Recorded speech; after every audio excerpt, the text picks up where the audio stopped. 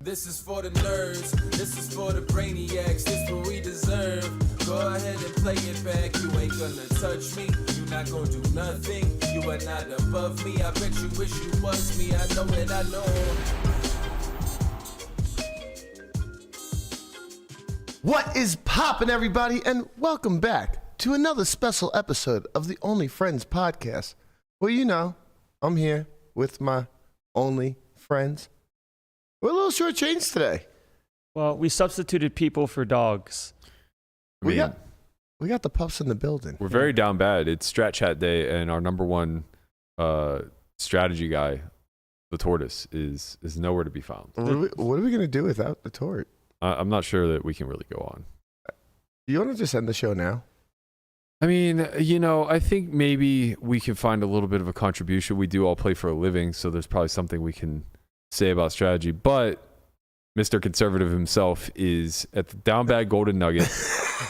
He sees value, he takes value. Yeah, he's playing a real valuable tournament. The fucking rake is 25%. Like, how good does this kid think that he is? That he thinks he's overcoming this sort of rake. This is a classic.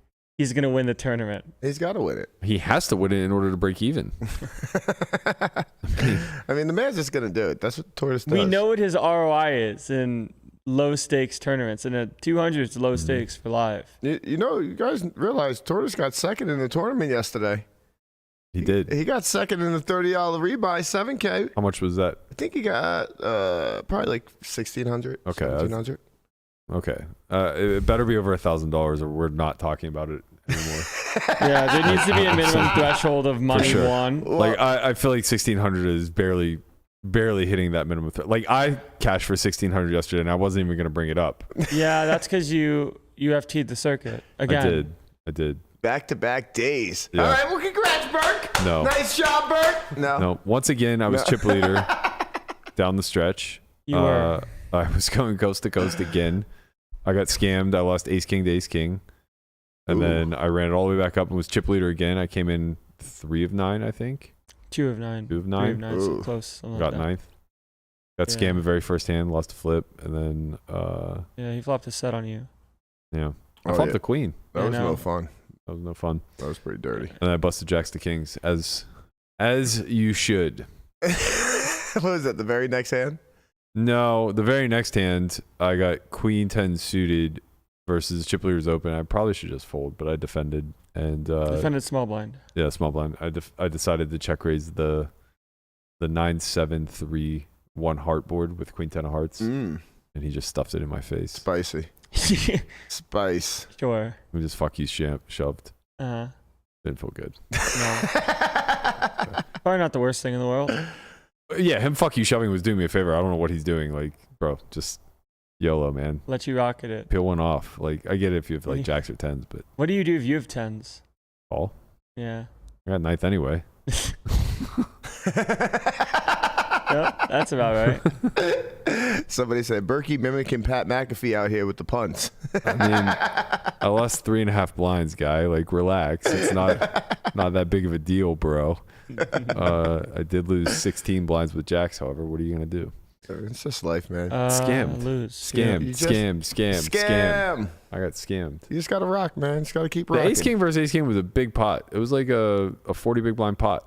That's annoying. With like 30 people left? No, with like 12. Oh no. He just free rolled my ass. Fuck. Game all clubs. He had the ace clubs. Fuck that guy. It feels like I never get that free roll on the other side. Yeah, I would wager that you do, Conrad. I know I do. You know, I would just guess. I also, as a man of numbers, would wager that. Considering that you bagged second in chips in the down bad win 400, I would imagine you scammed a person or two along the way. I would like to call it the up good, and no, I got kings in the 10s for piles at the end. Sure, I bet that was all the chips. Yeah, just I mean, every one you bagged was probably just the kings versus 10s. I mean, I was a lot. Scummed people along the way. I mean, I probably scummed a couple. Scam. If you're out there and I scammed you yesterday, please remind me in the chat. I was gonna remind Marley to look up in the standings whenever she posted she bagged third in chips yesterday. Yeah, Marley and Conrad, the dynamic duo in the down bad 400. That's right. We were out there. Right. I had Marley's dad at my table. we're out there. You know, it was a good time. He's a good dude. He was cool. He didn't bag, I'm sure. No, he did not, unfortunately. Damn, bro. I mean, he's not going to survive the wrath of Conrad. I mean, he got out of the Conrad's way, you know. I actually just folded big blind to him because I Jack Deuce off each hand. Wow. Yeah. Look at you. I know. It's pretty Soft wild. playing. That was Fucking colluding with Marley's dad. Yeah. Somebody get this guy out of the tournament. So the good news is you'll be playing for probably $50K tomorrow. The bad news is that you're almost certainly going to miss the 200th episode. Well, I mean, we can always move times, you know. Can we? I mean, we'll figure it out. Oh, tell me, because you're going to San Diego Thursday. I mean, you know, I said times, not days. Oh, okay. Well, tell me all about it. You I start mean, at noon tomorrow. I'll probably win it by 9 o'clock. And I mean, if you guys are free at like 9:30, then. Are you done? Someone, where's the Mike McDonald? All right. I mean, he's right here. Are you done? All right, maybe like 11:20. 11:20. You're gonna play till 4 o'clock in the morning. Oh no, I got a flight at 6:55. Yeah, you're gonna sweat. You're gonna have to chop the tournament if you go that deep in order to make your flight. Nah, I don't think it would be that bad. What do you mean? You're gonna have probably 70 people come back. Probably like 90, but yeah. 90 people. You think this thing? 90 people, Landon. Trust me, man. I get it. What was your MSPT when you came back? Oh my God. It was 3:30 in the morning. No, I mean, how many people came back to that day? Oh, I think like 128. Okay, 128, and it went till like 4 a.m. Yeah. All right, I'm cool then. So Okay, so we'll run the pod at 2 a.m. Yeah, I was gonna say, what are you guys doing around 3:30 tomorrow? Fuck you. What are we doing at 6 a.m. tomorrow? Selfish. Yeah. You're a bad guy. Yeah, you're a bad guy, man. What are you going to San Diego This guy for? think he is. I have to get my passport. Oh yeah, passport. I'm in a room full of irresponsible people. Hey man, I What do got you my mean? I had it passport. No passport, no ID. I had it 3 No. months ago. I couldn't find. I don't know where the fuck it was. I'm losing my mind. I'm judging you. Yeah, that's all right. Listen, the ID loss is so I can get my driver's license. No, you don't get to cope your way out of I'm this one. coping. No. No, I fucked up. I should have just put my stuff in my backpack. You don't need to get your ID or driver's license. You can just use your passport everywhere. I can, but I want to be able to drive a car. I have a very pretty decoration in the driveway. Everyone's saying the sound is messed up for everybody. That it's popping. Oh no. We do get it popping. We do get it popping. I personally don't hear Negative. I don't hear anything on my side either. anything. Yeah. All right, let me hang on one sec. Do I talk or something?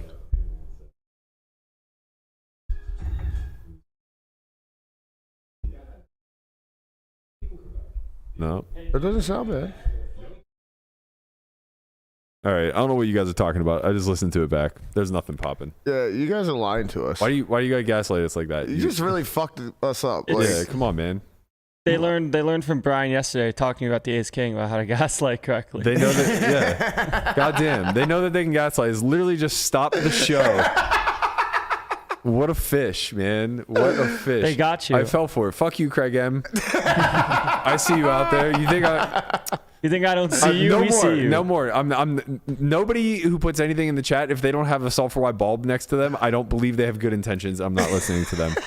Someone's gonna get a bulb just to troll and gaslight. Fine. Let them spend the $5 to gaslight me. Guy from Montana, Justin Gutierrez, Zach Sprague. I trust you guys. You guys are bulb members. You guys we are my appreciate people. you. You're our people. Not to be confused with bald members. That's right. Thank you guys so much. Charles Hennies, I see you out there with the terrible towel. Much love. Appreciate you guys. Craig M. You're about to get fucking timed out, bro. J4O is about to get timed out too. Oh, I love this. Oh no, shit. now there is a guy saying the audio is unlistenable. I'm literally listening to it on YouTube. It sounds fine. Try refreshing the stream. I don't know what to tell you guys. I don't think it's on our end, although what do I know, man? I'm just here to run a podcast, you know. It's funny, You're a lighting expert. You're not a sound expert. Yeah, exactly. I'm the light guy. The funny thing is too, I don't even feel bad about it. Pat McAfee did their show yesterday from SoFi Stadium, literally with the ESPN crew running the entire podcast. They have the field behind them, like it's just this gorgeous set, and it took them 45 minutes to get. They started the show 3 different times. Every time they just had like some sort of technical error, and this is like ESPN level production behind them. They couldn't get it fucking going. The frame rate was off, and all kinds of shit was going down. We have ESPN level production. We do. We got Guapo in the We building. got Guapo in the back, paying him in corn tortillas. Oh, wait. My bad. You're a flour guy, right? That's right. So, like, if we ever dock your pay, we just give you corn instead. Yeah, that would definitely be a demotion. Yeah, I understand. Damn, bro. Nobody wants corn. Yeah, we have an ESPN level lighting guy. That's you're goddamn right, man. When you guys hiring, I got you. God, I do. Nobody does more with less than me. I mean, They do say less is more. Yeah, if you guys saw this setup, you would just be There's like, wow. 95 fucking lights in here. What do you mean more with the less? You have everything you need times 3. Don't fucking start, man. There's some of these soft boxes that have literally one light bulb out of the 4 actually working. Every day Guapo comes in and tries to sabotage me. He'll just randomly put a soft box in the middle of a shot and just like turn it on. I'm like, He's just testing you. Yeah, he just tests me. Like, we're 3 minutes into the show. I'm like, that looks a little bit white. Oh, it's just that me, soft man. box just randomly appeared. No, I see. it's just me. Yeah, you wore the blue shirt today, so it's okay. Yeah, I did good today. I like my outfit. I did good today. My outfit's nice. Yeah, it is Pants, good. galaxy pants, light blue. Got the white with the hat. We're good. It is good. Black socks, black socks. Listen, man, I used to not care about style. Style's important. Take it from me, man. Style's important. Take it from you. And not that I'm a not that I'm a stylish guy. No, like, yeah, those shorts are just screaming fucking these style, shorts are bro. fucking bussin', bro. Shut your goddamn mouth. Put your dick away. God, I These love shor- this fucking podcast. These shorts are so bussin' for real. I don't know what the fuck This you're kid talking just about. brings it on himself. It's like I love these pants. he's been shopping at fucking what's the stoner store? Hot Spencer's Topic. or Hot Topic. Or Spencer's. Yeah. Zoomies. He's been shopping at Zoom- Spencer's. His shorts are literally right next to the gravity bong that they have selling in the back. He's like, that shit is bussin'. The amount of people that think that I do drugs is very high. I can understand why. And the amount of times I say no and they're like, really? Is also very high. I can understand why. Yeah. I went on a first date last night and they were, and I say they because it ended up being a group date. She brought her gay best friend. Which, for what it's worth, I have to tell you, what an awesome experience. I would let this guy wingman for me anytime, any place. He was incredible. Oh, Gatsby, what's the matter? You don't like this conversation? It's okay, buddy. This is why I got in a little late. I'm sorry, but we'll snug He's literally later. about to start crying. I know. He He's was so mad sad. you didn't get home till late. You just made that's Gatsby cry. I'm sorry, buddy. You made him cry. But throughout the course of the evening, the conversation must have come up 7 times that it was just so unbelievable that I was out late with them having a good time and not drinking. Yeah. Like, I was just getting, they're like, you've never drank, never. And I'm like, no, like, literally I've never had a sip. They're like, I don't know what it is. This just doesn't feel right. Honestly, it didn't feel right to me either. I was like, wait, you're out till what time in the morning and you had a good time? Bro, I had a blast. Yeah. I was like I had a so blast. thrown off. I was like, what the fuck just I was trying to happened? explain. I'm like, for me, it's like I kind of get a contact drunk. Like, I'm not actually drunk, but it's one of those things where it's like, as you become more socially, like, not liberal, but comfortable, whatever. Like, as you become more comfortable in your element, I too blend in. I don't know what to do with Gatsby right now. What's He's wrong, just- buddy? Gatsby's hitting you with the triple cry. Yeah, he's just so sad. I can see his eyes watering. He won't come to you. You made him cry. He's just staring right now. That happened to me in LA, actually. There was a party going on, like just like a farewell party for Alex and Alex Botas and friends, because they're leaving LA to go to New York.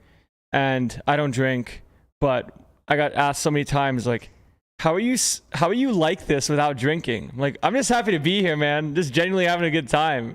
Yeah, you would have had a blast in the scenario that I was in last night. Like, Yeah. I think you're very good at navigating mixed company. Mm-hmm. So, like, I think for a lot of guys, it could be off-putting if you're there to see a girl and there's another guy there, even if he's non-threatening.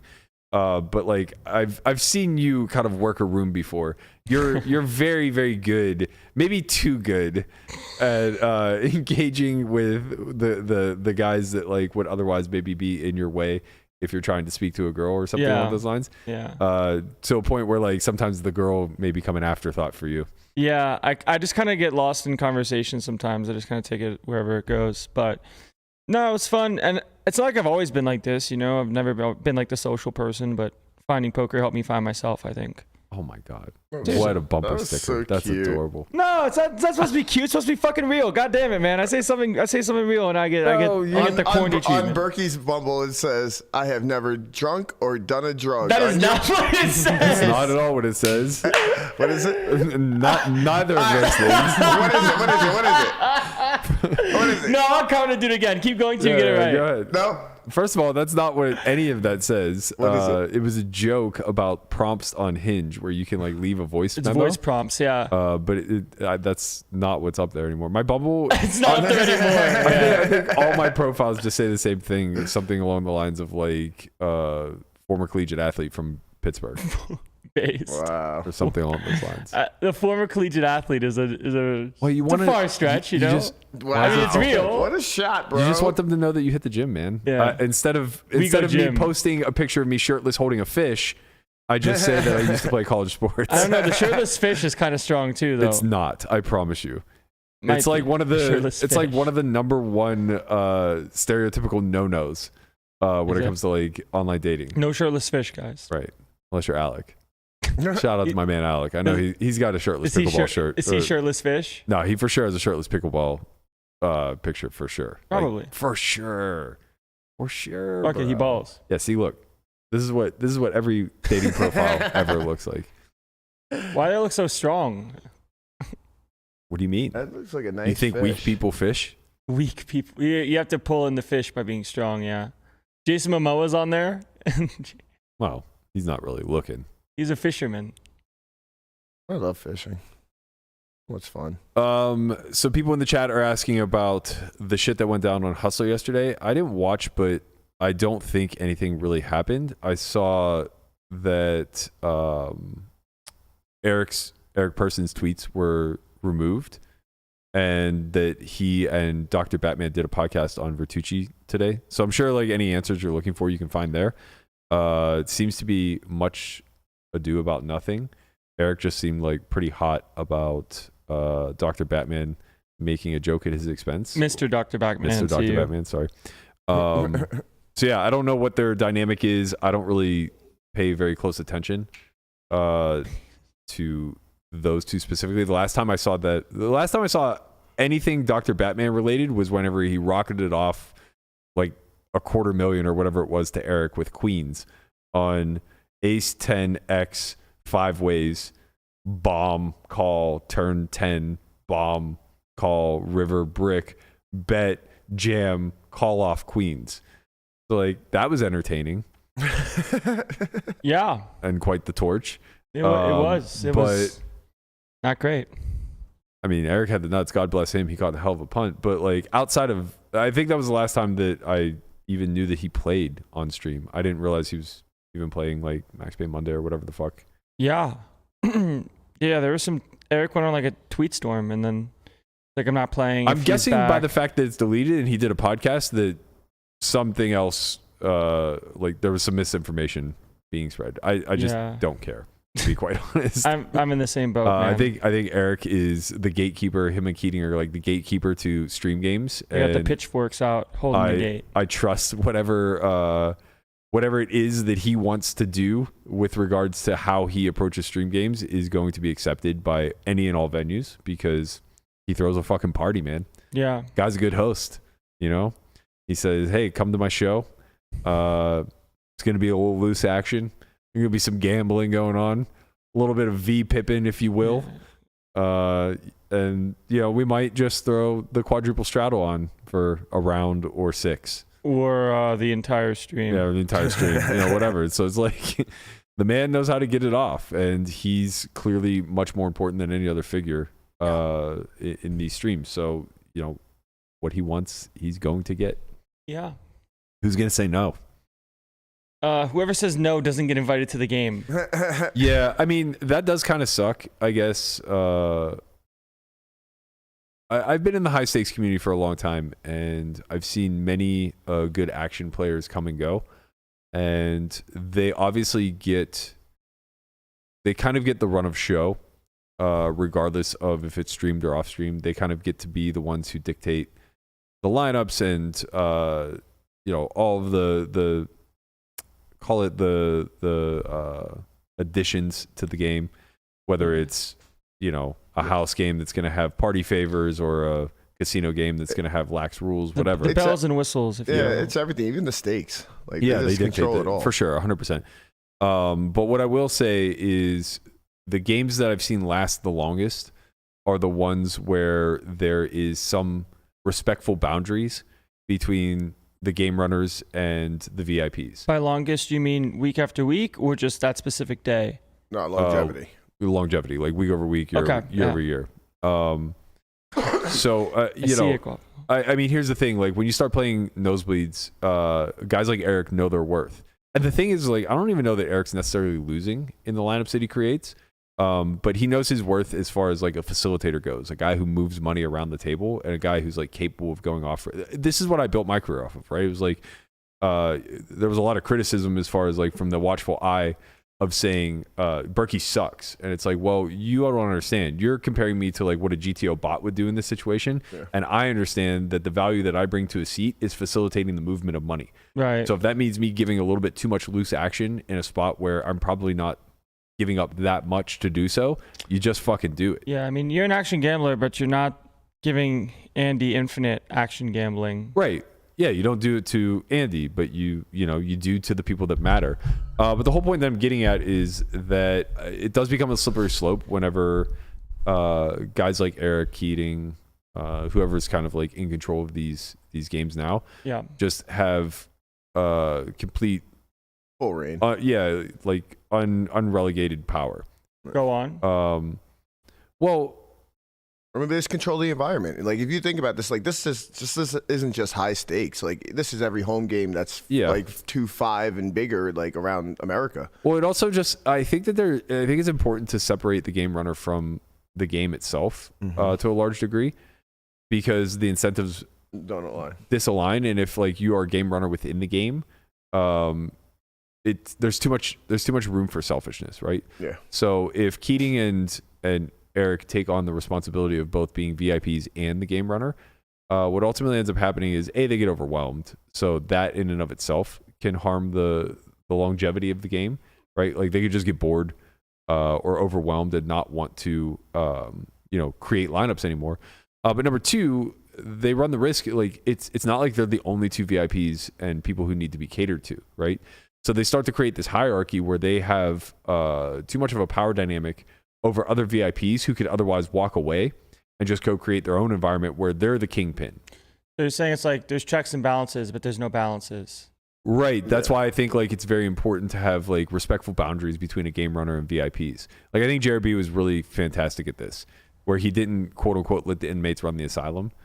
Because he kept running the asylum. Yeah. But he was also always in the game, right? He was in the game, but like truthfully, he was answering to Baldwin, right? Gotcha. So there was still like, this kind of a checks and balances. Yeah, there was a certain level of checks and balances where it's like there were plenty of VIPs that literally could, you would lay out the red carpet for, that those guys would just like be very stern with it, just be like, fuck you, I'm not bending to these demands. Yeah. Like, you don't want to play here, don't play here, because we know we're the only game in town. You know what I mean? It's like, it's kind of the give and take where it's like Eric and Keating know that they build the best games and that they are absolute kingpins and critical players to any sort of high stakes stream. Yeah.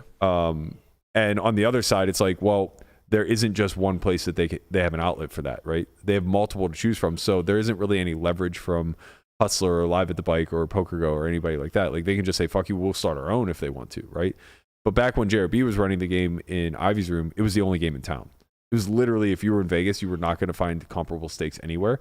So he had the ability to like, kind of stand his ground when it came to things that were important for the overall ecosystem. Why was that the case? Why was that the only place you could play high stakes? There's just it's hard to run a game, man. It's hard to run a game. Nobody wanted to challenge them because, that at the time, that group was just so powerful within the industry. When you're talking about like the JRBs, the Bobby Baldwins, the Robles. You just lose your seat as well. Like, well, that was the thing. It was like other people who were potentially capable of running the game were like on the fringe of being able to play this game some of the time, but not always. They basically didn't want to shit where they eat. They didn't want to harm their relationship with JRB, Baldwin, whatever, because it was a very important one to keep up. And this even like went down to like the pro levels where it's like they're never getting in the game. But if they try to challenge what has already been built, they run the risk of just kind of getting squashed, right? Yeah. Where that's not the case now. Now it's like much more competitive. There were a few guys like Doxians and Harrison who they were smart. They ran much smaller games and it kind of flew under the radar where like JRB knew about it, but there wasn't a huge crossover in the player pools. So he kind of just like let it exist. For a long time, that 100, 200, 200, 400 game was running at Aria, either by Keating hosting it, Doxians or Harrison. It was running at Aria, maybe not simultaneously as the 3612, but different times of day or different days on off days, whatever. Mm-hmm. And it was like kind of like this cooperative experience where at the time maybe JRB didn't see it, but he was like help building the next wave to kind of take over the high stakes sphere and expand it. And ultimately, COVID really was what destroyed the Ivy's Room game, but it was facing a lot more competition. Isn't the high stakes arena expanding not a good thing for JRB if he has such a lock on the overall environment? Yes, but that's the reason why it didn't expand. Like when he had his game, it didn't expand because of this. Like he just. Gatsby has eaten the tortoise. Gatsby just stole the tortoise that was off all the desk. He wanted, man. He wanted his toy. Bro, it's absurd. Not. Okay, so Gatsby's here to block my pants. He just was whining for a good 15 minutes because he wanted to fuck around with this tortoise, and now the tortoise is being eaten and gonna be. The funny part was it was never a chew toy until Newt accidentally stole it. This tortoise? Yeah. When? A few days ago when he was here. So Newt stole it and chewed it up a little bit, and Gatsby saw that, and now he thinks it's a toy. Oh my god, he's gonna demolish this tortoise. Yeah. But yeah, no, to your point, like it certainly wasn't a good thing for the big picture, or there to be any level of competition at the high stakes. But you can only care about so many things. Like at its peak, that Ivy Room game was wild. Bussin'. I mean, we're talking like 5 or 6 days a week, where they're playing just anywhere between 3,600 to 1K, 2K, or 3,612, or 612, 24, whatever. Oh,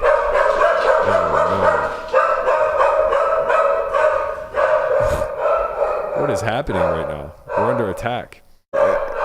We're under siege. I'm guessing Henry probably just either came or left. Attack on Scout. Poor girl. Gatsby right now is the rake, and Brian is the tortoise in his mouth for his $200 tournament. Sorry, guys. Oh, no.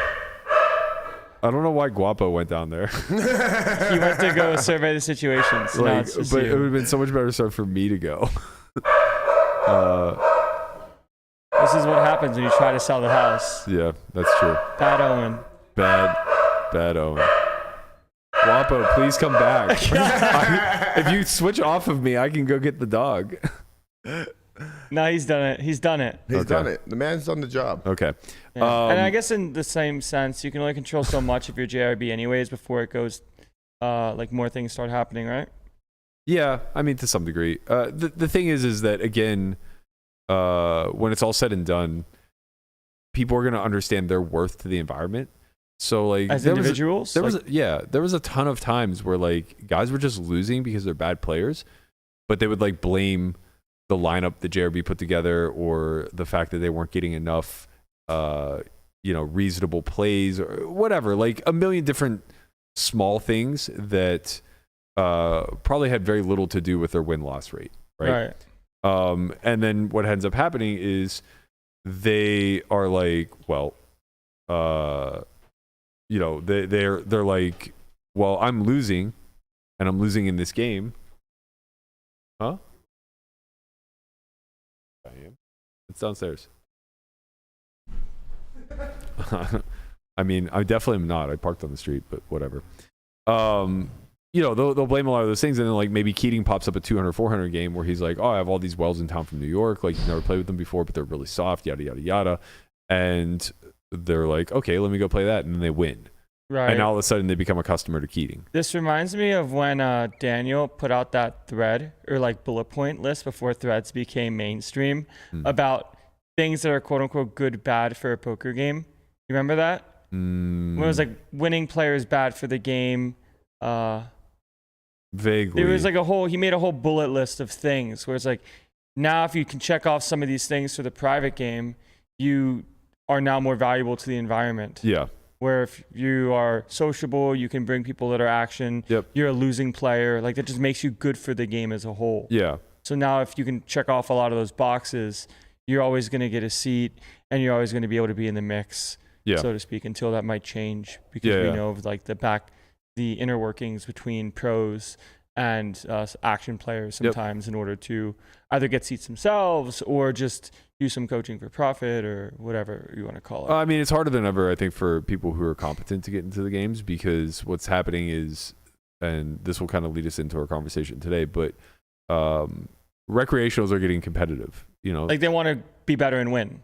Yeah, like I think Eric is a very competent poker player. Yeah. He gives a lot of loose action and he makes a lot of mistakes according to theory, but like still annoying to play against. Very annoying to play against. And if you compare him to like, losing players of 5 years ago, it's not even remotely close. Right, because he also kind of fills a void of not just playing the game to slowly bleed out a loss rate, but he's just high variance, high octane. Yeah. I'm going to win or lose houses, and you have to be willing to put up. Yeah. Yeah, which honestly is like very great for the environment. But the thing is that now all of a sudden everybody is pretty hyper aware like what wins and what doesn't. So like strategically? Yeah. Okay. Like, for the 7-8 years or whatever that I was playing high stakes, like I played very similar, I guess, maybe to Eric, where I was just a very high variance player and just kind of getting after it and, winning and losing a lot, but money flowed through me kind of thing. Yeah. And, we didn't have like clear understandings of what the mechanics were supposed to look like. So I opened 5X and that was just bigger than everybody else. And all it did was make the gameplay bigger. It's not like anybody's ranges changed very much or anything along those lines. And then players that were good thought that you were bad because of Exactly. Right. But now it's pretty impossible to break the mechanical structure of how the game functions, right? Because everybody mimics so well and everybody, even recreationals, have access to like what simple hand charts look like and stuff like that. So they're not 10 pips too wide anymore. They might be 1 or 2. Right. It's not loose and dead money in the same way as it used to be. Right. Where if people are putting money in the pot either through a limp or a raise of some sort, they're kind of aware that folding is probably not going to be a good counter facing aggression. Right. And, back then it was like whenever you had the guys that nobody really considered to be good for the game, they were just super tight. So it's not like they were tough. They didn't play tough. They were just passive tight. They just won. And it was difficult. Yeah, it was difficult to get money out of them, and sometimes we would flop sets and win, and that was frustrating and annoying, right?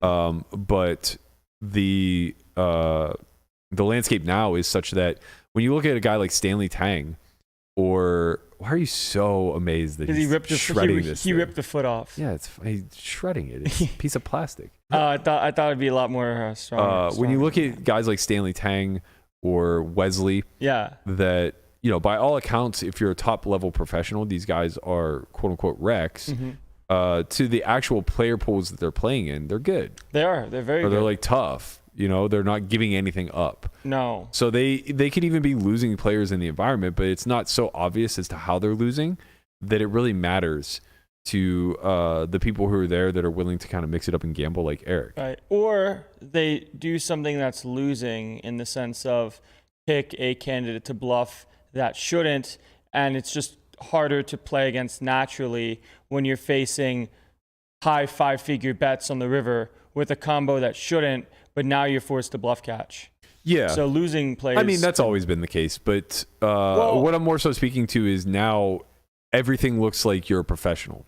So everybody's on the lookout now. So before, like, there was nothing you could really mechanically do other than play super tight that would make people think that like you're a professional and you're no good for the game. Oh, sure. But now, mechanically speaking, like there's a lot of guys like Eric who look at somebody like Wesley and say he's a professional. Like I'll never play with him again. And he's openly said this, right? But there are actual professionals like Yo Viral that he's very willing to play with because Yo gives a ton of fucking action. Right. Yo doesn't quote unquote play like a professional, right? And that's the difference. Like it boils down to the sheer mechanics of like, I want to know if I'm a gambling individual in this environment. I want to know that when we sit down, there are obvious ways that I can extract money from you. Right. The new way to be able to get into games would be not how you play, but how you win. Correct. Right? Because like you win by gambling, you win by giving action, instead of you winning by sitting there playing 15% of hands, playing a 8% 3-bet, and c-betting with your very tight range. And this has always been true. The way that you win has always dictated whether or not you get a seat, but it was different before. Before, it was about not making people uncomfortable. So it was about being amicable. Right. If you were nice, you still had a seat. Not just nice, but like betting pot instead of 2x pot in spots where you just knew you were nutted and they were going to call. Right. Like you're supposed to bet bigger, but because you know the environment, you bet pot. You shear instead of skin. Yeah. You know, that was the thinking before, was that if you're just the guy who's constantly blasting off for the uncomfortable sizings versus recreationals, they're going to not want your action anymore. Exactly. It's too annoying. It's like I'd rather just play someone that's going to bet 3/4 pot everywhere instead of playing against a guy. Right, because it doesn't take that long for them to understand they don't make good hands often enough, and they're folding pretty good hands that they would call a smaller bet with. Right. It's like if you bet smaller, I'd call you, but you keep doing this, and I don't want to play anymore. Exactly. You kind of back them into a corner, and that hasn't really changed. But what has changed is the simple mechanics of the game flow. So these bigger bets are a lot more customary now, and with recreationals, this will carry us into the study topic. But they play, they're very mimetic in nature. They don't have time to put hundreds or thousands of hours into study. They just want the answers. So they just watch the mechanics of what goes on around them and they mimic it, and they try to do so logically. Right? Like, oh, I see that there are times where people like bet 2x the pot. Maybe I can bet 2x the pot. And then somewhere down the line, they have the nuts on the river and they're like, I'm going to try this 2x pot thing. Right. You know, and sometimes it works and they're like, fuck yeah, I like this. I'm going to do this more. Right. I would say, like, just real quick, and I'm sure you can attest to this more, that if your opportunities are more limited as a default, you should look to skin instead of sheer. Right? Like, if you only have a couple plays in a live stream, right? Oh, yeah. Like, if you only get to play once every couple months, maybe, you shouldn't be looking to be not, quote unquote, not even like be nice in that way. I mean, like, people who are afforded the opportunity to play in these environments, they should just be very honest with themselves. Right. I mean, we've talked about this, right? Where you said, look, like the way you play, if you play on bike, isn't going to matter that much because it's not like you're not like going to be a staple or whatever. Right. So just worry about making max EV and go. Yeah, I mean, like for you, you've made a career out of, propping up your methodology behind studying and everything else, and being an uprising star in the game. So it's like nobody who gives loose action, even if you go in there and like double your VPIP and just play like way out of line, no one is going to give you the benefit of the doubt. Right. Like you're just not going to win anybody over. I mean, you might reduce their low expectation of you or raise their low expectation of you, I guess. Yeah. To the point where they're like, oh, this kid's not that bad. Like he's fun to be around, whatever. Yeah. But in general, it's like you should just try to maximize the EV of the spot because the likelihood that you're going to get to do it over high volume is pretty low. Yeah, because I mean, I did have a conversation with some people on Saturday who don't play poker professionally, but just love playing the game. Mm-hmm. And kind of what I realized is that most people don't know from a poker perspective that poker is actually like a pretty big industry. Yeah. They just see poker as a fun game they want to play with friends. And when it comes to the environment, it's not like they really care if somebody's quote unquote good or not, if they don't know like what good is, right. But they do know they want to play with someone that they enjoy playing with and can bring laughs. I think that's amicable. Like for people your age that are already pretty good at the game and that's kind of publicly wide known. I think that's the way in, right? Is to network with people that are also like comparable in age, maybe good at other things in other industries or whatever that enjoy this game.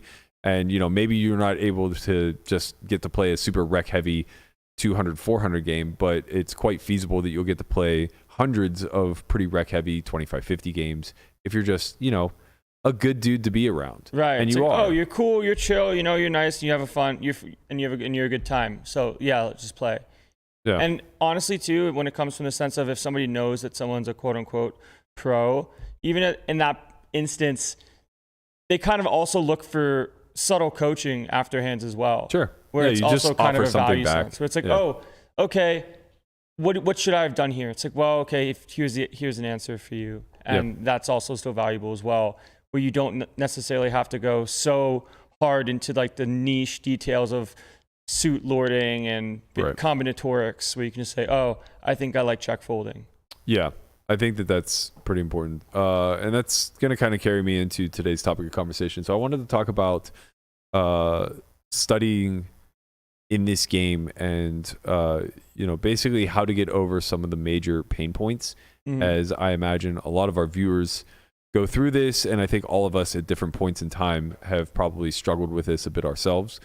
We all come from very different perspectives. Like, I come from a generation where, God damn it, Gatsby's actually eating the plastic at this point. That's what I'm saying, dude. I was concerned because he literally... usually he spits it out, but it seems like he's really enjoying the taste this time. Yeah, because he got so much rake money from the tortoise. Tortoise undertones here. Probably has a little turtle flavor to it. But, my come up was very different than yours in the sense that there was no real path to follow. There weren't resources. There was nothing. It was just figure it out as you go and...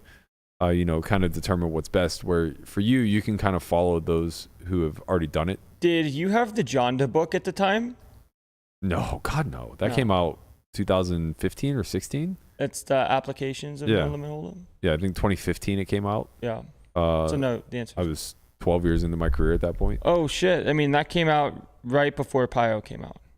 Right around the same time, yeah. Yeah. Pio came out in 2016. I thought it was 15, but it doesn't really matter. Same idea, like beta testing. Someone had it. Who knows? Gotcha. Yeah, I mean, the Dream Machine probably was like 2013, 2012, something like that. A lot of intelligent people in this industry that probably just weren't giving up information. But for you, it's like you kind of just got to follow a lot of paths that are already developed. You have a ton of resources to choose from. And then for Conrad, I think it's probably something in between where, I don't want to speak to your experience, but I imagine, given that you don't have a huge online background, that it was closer to my path than Landon's. Yeah, we learned in the streets, man. Yeah. Trial and error. Yeah, I think, there's a lot of problems with that I'll kind of discuss. But first and foremost, I think like it's important to highlight like what the major pain points are whenever you are trying to get good at an arena like poker where there aren't really answers, right? This isn't like becoming a mechanic where you could just get a book on engineering and understand the better mechanics of how a motor works, how a transmission works, what goes where, and all that pretty well outlined A to Z type of approach. This is a lot more of a theoretical science, if you will. Poker now. Yeah. Versus poker then. Well, poker always, really. Right. Now we just have the method machine where before you didn't. We're just further along in the scientific method now, whereas before it was just like a lot of hypothesizing. You had to test through just like playing people and then having very biased data. Right. So, when we look at the major pain points, I think I think somebody who is new to study or even is just trying to study more efficiently than they have in the past, it's very overwhelming. There's a lot of stuff out there. Yeah, it's very difficult to carve out some sort of direction or focus whenever you have just like this sea of information available to you and nothing is really confirmed. Right?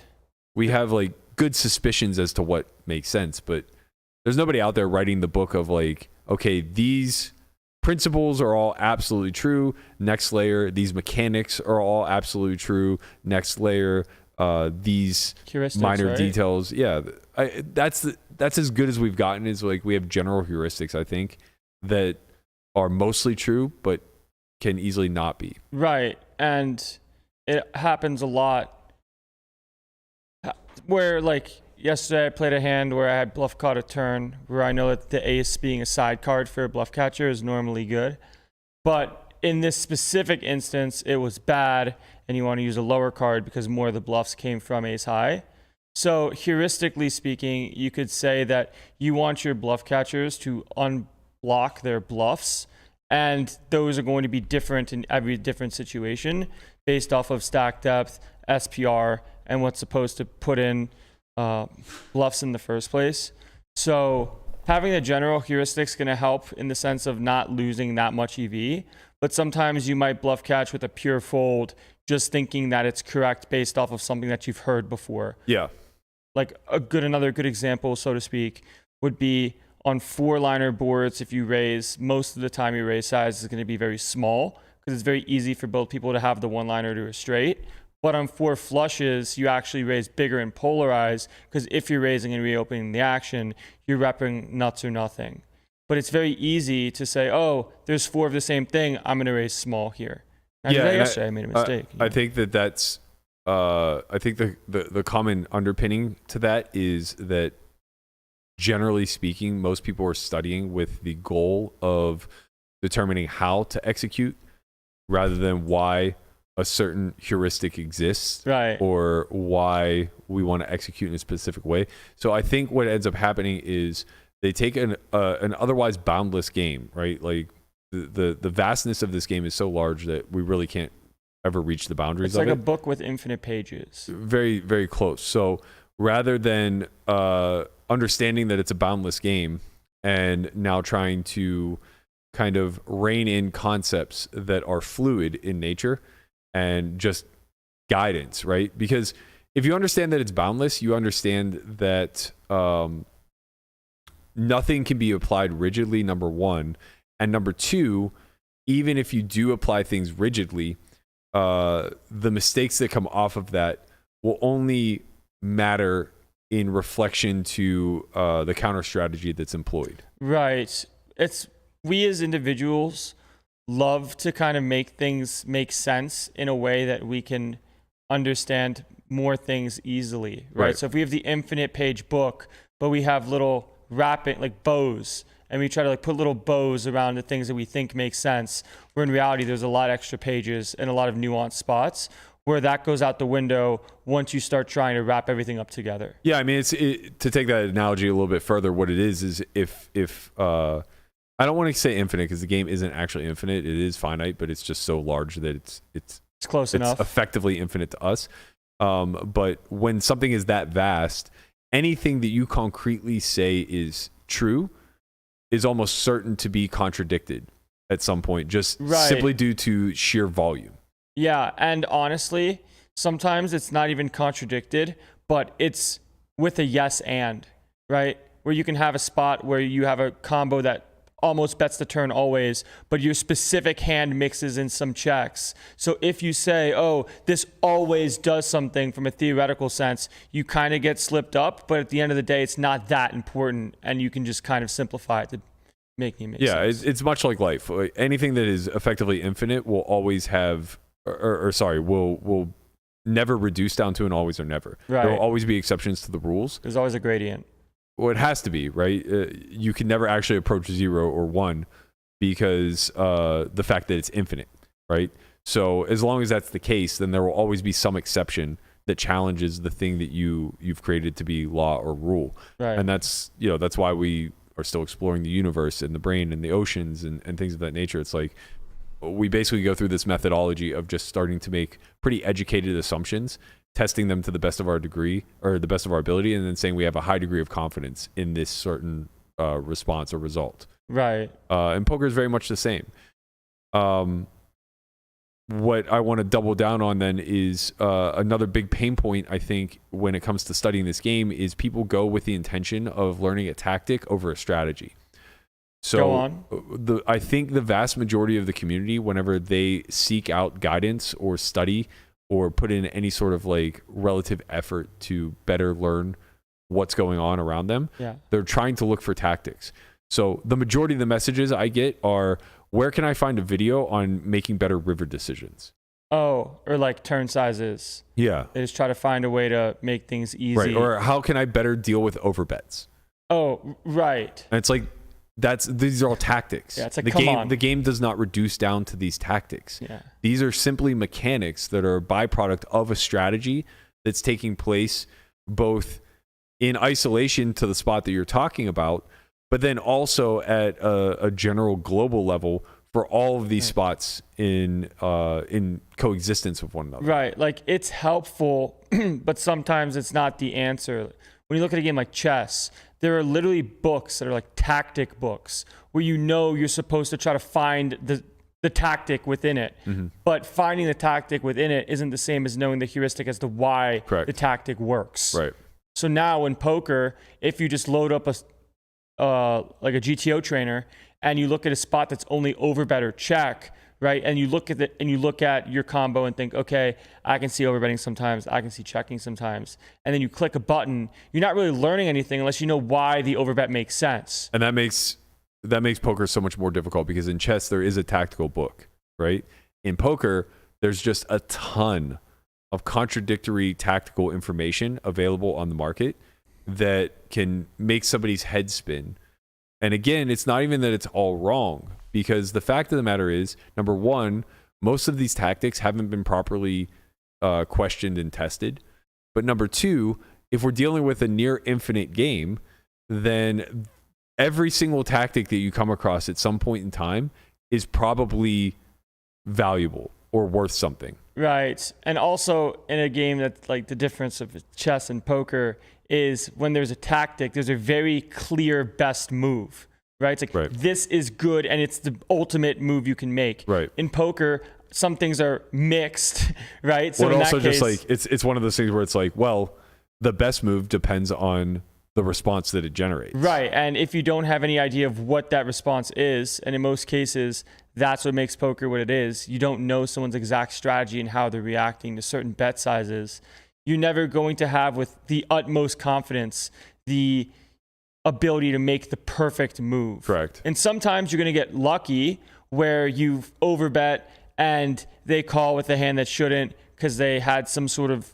deviation, but you can't know that to be true with confidence. But in chess, you know, oh, this move forces this reaction, which forces me to win. Right. So in complicated theoretical games like what we play, there are layers, right? So there is the learning general theory, then there's learning the heuristics built off of that theory, and then there's learning the mechanics that tie back to these two layers above them. And what that ultimately leads to is not only is the learning process relatively difficult, but the execution becomes so hard. Right. Most people want to jump in from the heuristic standpoint instead of knowing why. Maybe not even there. Maybe they just want to jump into the tactical point without knowing why. Mm. And I can definitely relate to that. I took a course maybe a year and a half ago where it seemed like most of the things we were learning were tactics and not necessarily understanding why we were doing what we were doing.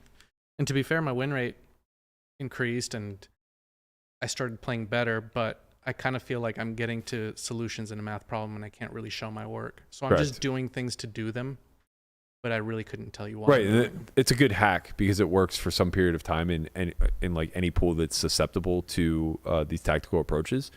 But eventually, like, you just get into enough spots where you're punting off EV because you don't have the proper tactic, or more importantly, the proper heuristic to be able to solve it in real time. Yeah. To that end, though, we would be a much more profitable company if we were solved for how. Like, that's legitimately no joke. People just want the answer. Yeah. If we built solve for how instead of solve for why, and everything we did was just, here's 10 tips and tricks to play jacks. It's rich, right? This is the way to attack a market and actually maximize your business, is to find the pain points. Find the pain points and tease them out as much as possible without ever actually giving them a solution. Right? And that's what tactical approaches do, right? It's very goal processed or goal oriented. So for your example here, Guapo, the goal of the instructor is to give you mechanics that will increase anybody's win rate if they execute them. So in other words, play X% of hands from each position. If you do that alone, you'll naturally start winning more money. Yeah, and the only reason why that works is because, like, if you try to do that against the world-class elite opponents, it would not work. The only reason it works is because... Or even just, like, competent winning regs. Right. Like, if you're in a good game... You're winning because there are people like you, like previous you, that had no tactics, no mechanics, or anything along those lines. But if you, so your win rate went up, but if you try to scale stakes, you'll fail. Right. There's a reason why you can't just start blind betting when you play 2K and L, and you get wrecked for it. Right. In some situations. So with outlining what the pain points are and understanding that, I always draw the parallel to January 1st at like a local gym. And the way that I view people's approach to poker is probably very similar to how somebody who's desperately on a weight loss journey feels on January 1 when they walk into what's it called? A chain gym. Like an right? EOS. Yeah, an EOS or a 24-hour fitness, something like that, right? You walk in and it's like a fire hose to the face. There's just so much equipment everywhere. There are some mix between beginners and meatheads and bodybuilders all through the gym. Everything feels intimidating. I live for these memes. I mean, the thing is like very true, right? Like it's a funny meme because it's so true. Yeah. You know, It works. It's relatable. Even somebody as seasoned as I am, who's like been working out for going on 30 plus years, I still get that sense of feeling overwhelmed when I go to a new gym, right? Because it's like you don't want to disrupt the environment around you. You don't want to be the person who doesn't adhere to the local etiquette. And this is somebody who like knows what I'm doing. Like I don't ever get confused when I see a hack squat machine. But imagine if you're a beginner and you've never seen a hack squat machine and you don't know what it is. And I have a funny story behind that. Unfortunately, Brian's not here. But the first time we ever got a gym membership, it was in the basement of my apartment building in Leechburg.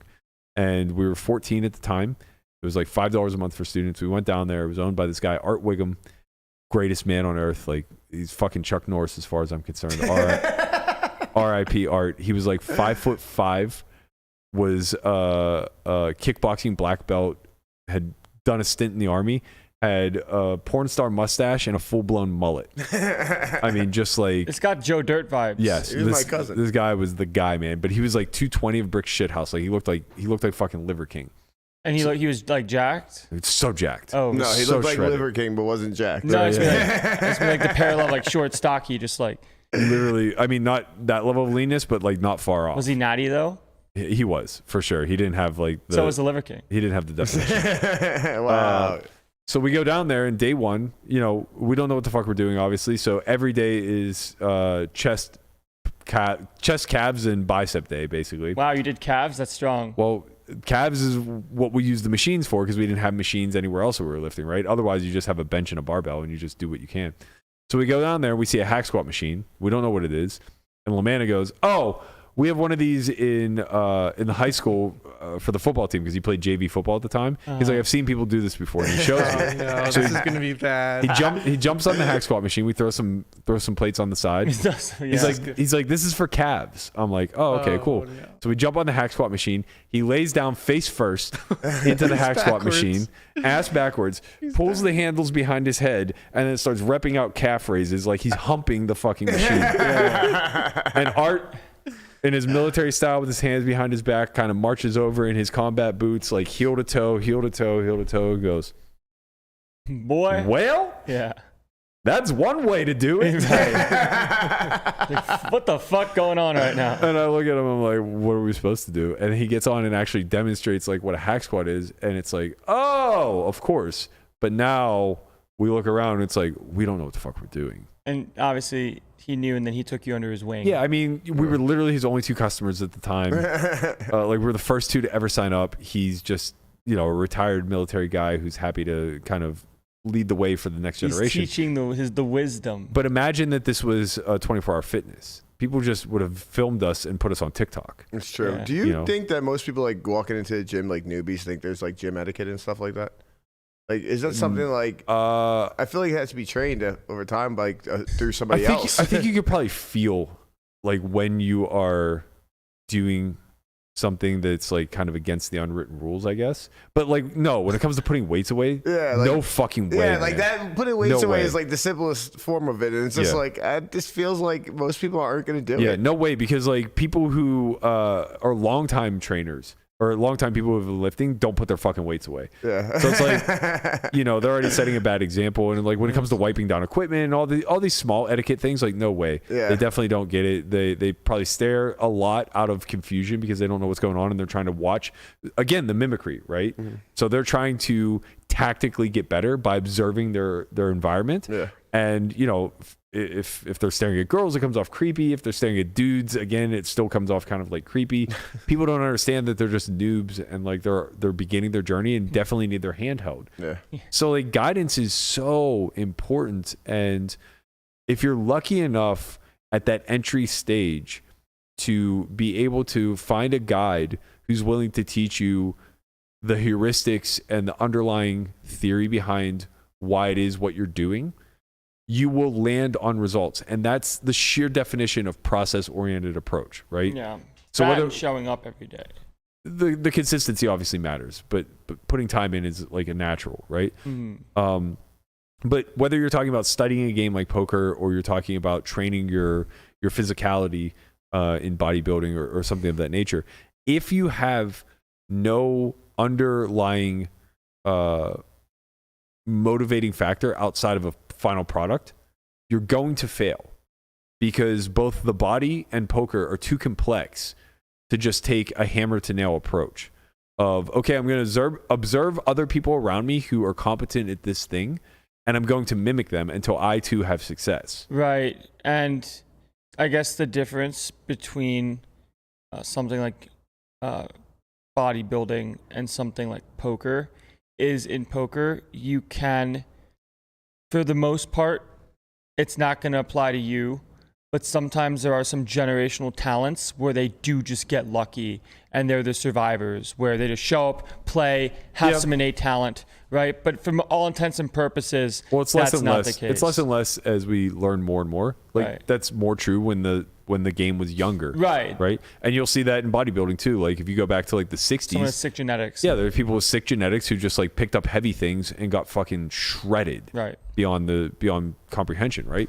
So that's always gonna be the case. Yeah, it'll always be the case. But like as we learn more about both, and this expands out to any sort of deeper sort of science that is a bit more theoretical in nature, as the science changes and we become more adaptable to it and learn more about the heuristics, what ultimately ends up happening is those who are willing to build habits, to build models that will help better inform their deductive reasoning whenever they are going to execute, will ultimately be the ones that rise to the top and find some level of success. Right.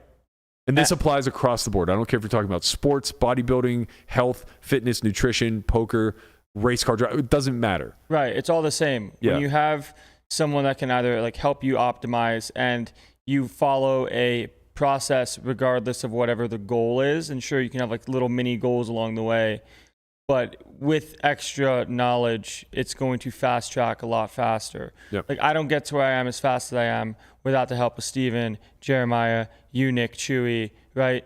It all happens a lot slower. Like, does it happen? Probably. What about me, bro? You wouldn't have taken a shower after you fucking left the gym for the rest of your life. No, I definitely would have taken a shower. I just didn't ask. I should have just asked. Sometimes you fuck up. It is up. both fortunate and unfortunate that Conrad's greatest influences on you have been very impactful, but came from shaming.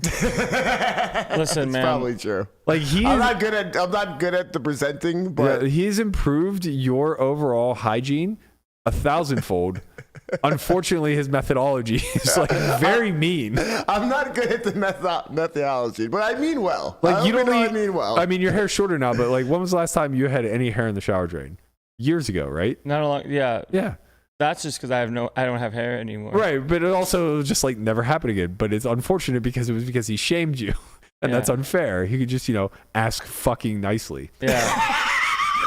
I mean, it was mutual, man. There's not only fucking my hair in that goddamn shower. But anyways. That's right. Man, Anyways. Let's get Conrad in trouble. It's because he's bringing baddies home, right? I was based. Shout out to Naya. Yeah. It's funny because now looking at things that I care about when it comes to the process-oriented thinking, I think of things in like a 3-step plan. Like step 1, find out what it is you want. Step 2, create the process to get you to what you want to get to. Step 3, you show up and you do it every day. Yeah. And that is how you can build a blueprint to anything. And of course, step 2, the blueprint itself is the most important part. But once you have that in place, it's consistency. Yeah, and I think that you're a very good demonstration of taking the process that you utilized in poker and figuring out that it does apply across the board in almost anything that isn't solved.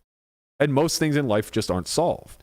We haven't solved nutrition. We haven't solved fitness and sports or athleticism or any of these things, right? Like they're all up for debate. Not debate, but like more so you're on a spectrum, and like nobody's ceiling is ever going to be achieved. Right. So it's like if you take this approach of being process oriented and looking at it as like the infinite game, where you're kind of delaying immediate EV for greater long-term EV gains, then you do take this more mindful approach of like, okay, I need a purpose behind pursuing this in some sort of capacity.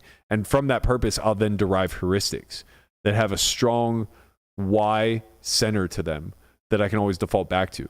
Right. And I'll understand now why it is that I'm implementing this tactic. Right. Realizing that everything in life can be an infinite game has drastically helped me with my quality of life. Have you read the book by Simon Sinek? I have not read the book, Very but good. what I do know is that when you have some sort of process that you think might take a while and you know that you do get there by showing up, it gives me, at least, it gives me purpose. Mm-hmm. Where now it's like, okay, I have these things I care about. I have these goals and dreams I want to chase, but I know that I can't get there like that.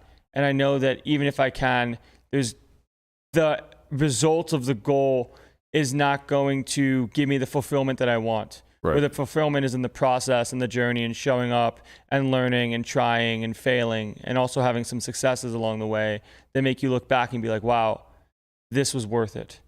Yeah, I say this often, but I think that the idea is if you're approaching poker from a beginner's mindset and your ambition is to continually get better, the notion is not to become the best player in the world. Like, you don't set that bar. You don't care about the ceiling. The ceiling is unimportant. All you do is you continually set a higher bar for your floor. Yeah. Right? So you say, like, currently, if I take stock, here's where I'm at. I don't really understand much theory. I'm kind of flying by the seat of my pants. I'm mimicking people around me, yada, yada, yada. That's my current floor. I'm a losing player. My new floor is going to be a break-even player who understands at least in simple terms at a zoomed-out level why certain things are incentivized within the constructs of this game, right? Right. Like, I guess I can parallel for myself being so new to the fitness type of industry, as well as like just weightlifting in general, where at first it was just always, and even still, I'm not going to get this right? But at first it was like, oh, I just have to go into the gym and work out and lift weights and I'll get strong. And then you realize, oh, sometimes you want to target specific muscle groups. And you're like, oh, no, you actually want to target specific muscles, right? And then you isolate and find out there's a lot more to the eye than what actually is going on. I mean, for me, I can kind of just like tie this into my poker for the last couple of years. Like, for strategy wise, I felt like I was mimicking for a lot until like recently. I've kind of feel like I've drawn out my own like game plan throughout things. So talk about the previous a little bit, because I think that this represents the vast majority of the community. I have it written down like bold on here. The idea of learning through osmosis. So like when you were saying before, we're kind of in the streets and we're figuring it out on the fly. Yeah. To me, that's that notion of it's almost a certain sense of ignorance is bliss / arrogance is a crippling factor here, where you convince yourself that because you've had some positive results, you're both good at this game and good at sussing out what's happening in real time. Yeah, I mean, for me personally, it kind of was the opposite. Like, I never thought I was good at the game. Like, when I was in these times, like before, when I say I learned in the streets, I didn't mean like before I moved out to Vegas, like X, Y, and Z. Like, I didn't feel like I was the best player in the game. I just thought I had a good knack at the game. Mm-hmm. Like, I just understood what was going on for the most part. I had some personal things I had to get over about my, like, just being too much action and stuff like that. But right. Yeah. What was your, prior to like delving into any level of study, then what was your process as far as like making yourself feel more confident at the table? I don't think I really had a process. I was just there and confident. It was just show and go. I was just show and go. It was just keep playing. I was just there. I was confident. I never had like a moment of like, oh, I shouldn't be here right now. Like, I just never. I don't really have that in me. I don't think so. Yeah, I think what I have written down is I think that when you're in that mode of this is a game that is meant to be learned through play, but more importantly, like learning through osmosis. This notion of like I can observe better players and do what they do because I can figure it out, right? the notion of that is like, number one, it's difficult to separate the signal from the noise because everything that you're predicating it off of is born out of results. Yeah. Right. So you're just like looking at where pots are pushed and you're just like, oh, I like what he did there. Like, I'm going to try to execute that in my strategy as well. Secondarily, you are very much subjected to whatever availability you have to players that you quote unquote think are better than you, right? So if you are talking about like when I was coming up in the early to mid 2000s, you're pretty much subjected to like your close inner circle. Yeah. And if you don't have somebody with like ridiculous talent in there, then you're already going to be like pretty misled, right? And then finally, like it does reinforce this notion of a tactical approach where you're focusing on how and you completely lack a why, right? So you just end up taking the fire hose to the face approach where it's just like, okay, well, I'm going to get a bunch of training site memberships. I'm going to get a couple memberships to GTO trainers of sorts. I'm going to watch videos on YouTube anytime that I can. I'm going to listen to the Only Friends pod and, you know, just take away whatever I can from them. And boom, through osmosis, like I'm just going to absorb all of that and come out a winning poker player. Unfortunately, you need to find a baseline. Correct. Like, and that's what I've came to find out over the last, I'd say, I don't know, 24 months, 36 months with you guys. Like, finding a baseline has been absurdly important to me, and I don't know. I don't know what I would do without a baseline at this moment. I don't know how I would be in the game if I didn't put a little more emphasis on study X, Y, Z. The osmosis approach just completely lacks all nuance and heuristical strategies, as well as you're looking at a spot in isolation and saying, I think this works, through a source that might not even have the answer in their own right, where someone chooses a line and they think themselves, oh, this might actually be wrong. And now you're just going to keep getting punched in the face by people who are better than you and know certain bet sizes and know how to gain and capture EV. That latter point is what really matters, because when I was coming up, it didn't make a difference because nobody knew. Right. We were all shooting from the hip. So like the way that I would think about the game is I would break it down into like, at the time I didn't realize, but I would break it down into hand classes and I would assign a certain worth to those hand classes. So I would think before I even started my session, like, oh, if I make sets, I'm going to be certainly playing for like all in pots. Right. And like, that's where a lot of my money will derive from if I make flushes. And so naturally then, what did I gravitate towards? Suited cards, connecting cards, and pairs, right? Like that was just my thing. It was like, I was too wide pre because I put a higher ranking on making a flush. Right. So 4-2 suited is fine. Like you we can make a fuck straight around and find flush, out. Yeah, right. we can make a straight, we can make a flush. Like these are the hands that pay off. And honestly, in the environment back then, it was so passive, you weren't really all that punished. Right. Because if you missed, you just check and oftentimes like see way too many streets, you would over realize, or like you would just give up because they had top of range and who gives a shit. Right. You weren't really getting bluffed off of pots. You weren't losing your pot share at nearly the high rate that you do now. Right. And then also when it comes to understanding how much a hand is worth, at least for me, I can categorize hands and what hands are on flops or turns and think, okay, this hand is a 1, 2, or 3 street hand when it comes to even bluffing or value betting or things of that nature.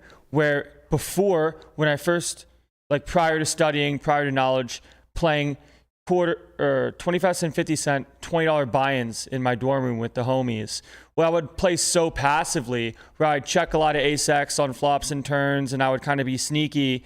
But when you realize and look at the mechanics of the game, some hands are worth 3 streets and you need to get the money in. You're losing value on top of range. You're missing out on bluff spots because you're not being. Yeah, of course. That's kind of, you know, to your trend, putting the cart in front of the horse a bit. Yeah. But horse cart. Yeah. Well, we'll get to your methodology because I think it's a lot more current and modern and a lot more applicable to giving them, by them I mean the audience, the best guidelines moving forward as far as like how you can more efficiently approach this. Yeah, it gives you a step 2 in my 3-step plan. Right. But I want to kind of outline some more of the pitfalls.